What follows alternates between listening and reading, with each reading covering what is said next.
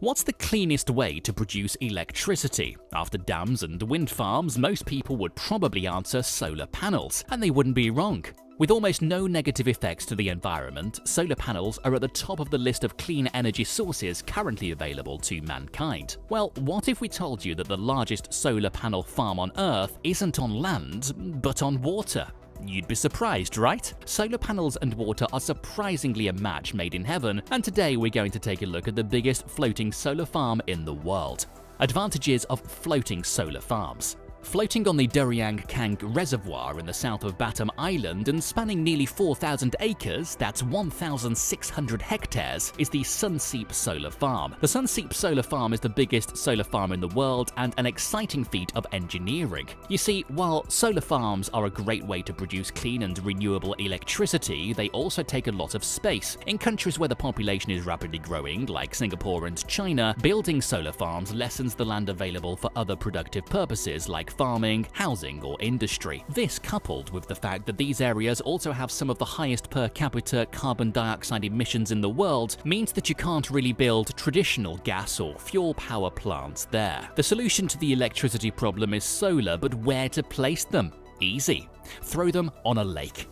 Lakes and other bodies of water are great for solar panels for multiple reasons. First, they provide a place to put the solar panels without reducing land available for human use. Secondly, they also help keep the solar panels cool, which increases their efficiency. Nifty, right? Efficiency is a big factor to the success of solar panels because they're usually not that efficient. Most of the energy they gain is actually lost as heat. With a huge body of water beneath them, however, the efficiency skyrockets and they are able to produce a lot more electricity. And it's not just good for the solar panels themselves, the lakes also benefit because the shade provided helps to keep the lakes cool and improves the oxygen levels in the water. This is great for the fish and plants that live in the water too. Basically, floating solar farms solve all the problems that land solar farms face and also add in a few benefits to sweeten the deal. Solar farms also line up perfectly with their hydro counterparts, and building solar farms on pre-existing water reservoirs that fuel dams comes with the benefit of reducing transmission costs. You can just plug the solar panels directly into the already present electrical grid and get on with it. It's that easy. The major benefit, however, becomes apparent in summers or the dry season, because that's when the water reservoirs dry up and hydropower can't sustain the same output it generates during peak rainy season.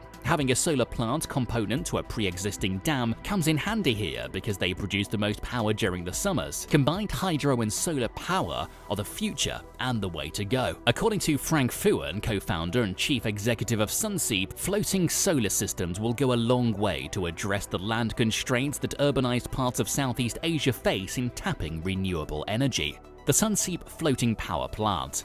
Now let's move on to the crown jewel of floating solar plants, the Sunseap Floating Power Plant itself. This work of expert engineering was built by Sunseap, a Singaporean energy company that's committed to helping Singapore achieve its target of becoming a country completely dependent on only renewable energy. The project is expected to produce more than 2.2 gigawatt peak GWP and is located in the Duriang Kang Reservoir in Batam Island. Sunseap Power Plant's output will be used to power the nearby houses on Batam Island, where the rest of the electricity is planned to be exported to Singapore via a deep-sea cable. This electricity will be non-intermittent, meaning the supply will continue all around the clock. Contrary to what some people believe, solar farms don't stop supplying electricity at night. Sure, they stop producing electricity, but the supply doesn't stop once the sun goes down. Why is that? Well, it's simple. Solar panels have batteries. These batteries are charged during the day, and then they are used to continue supplying during the night or cloudy days when the production of new electricity stops or slows down. Construction of the project, which will be financed through bank debt and Sunseap Capital, is planned for completion in 2024. Approximately $2 billion will be spent on the project if everything goes as planned. It will move forward in two phases, one of which has already started. In fact, the plant currently supplies energy to some houses in Batam Island. Phase 2 is due to begin in 2022, and the plant will be completed in 2024, as we mentioned earlier. taking a look at the carbon footprint of the Sunseap project, it's expected that the project will offset more than 1.8 million metric tons of emissions annually, the equivalent of 400,000 cars worth of emissions per year. That's pretty amazing, right? This will be super beneficial for Singapore because the country currently sits at the top of the list of carbon dioxide producing countries in the world. The project is a big deal for Sunseap too. It will allow them to double their current portfolio of renewable energy production. Even without this project though, they make a ton of renewable energy. In fact, Sunseap has over 2,000 megawatt producing solar farms spread throughout Asia. They even made another plant in Singapore just a short while ago, although that project was a smaller one, only producing 5 megawatts of electricity. It was completed in March and is located along the Straits of Johor in Singapore.